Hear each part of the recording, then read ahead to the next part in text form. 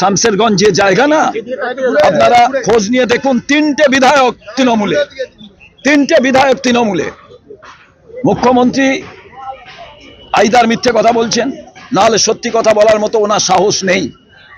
তার কারণ ওনাদের কাছে আমি চিঠি লিখে মুখ্যমন্ত্রীর কাছে বলেছিলাম প্রদেশ কংগ্রেস থেকে, যে আপনি সতর্ক হন।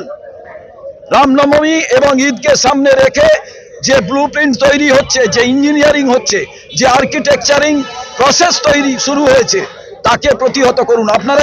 আপনাদের কাছেই তো বলেছি।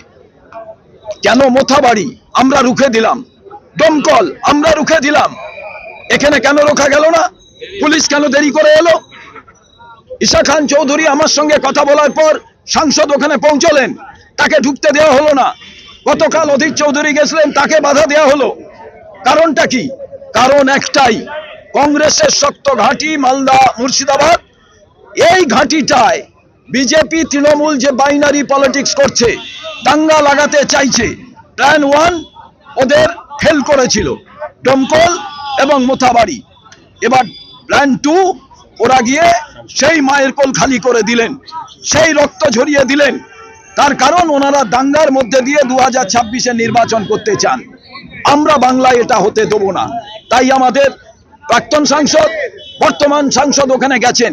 এরপরে আমরা পাড়ায় পাড়ায় শান্তি মিছিল করব, আমরা মশাল মিছিল করব। বাংলাকে আমরা জ্বলতে দেব না।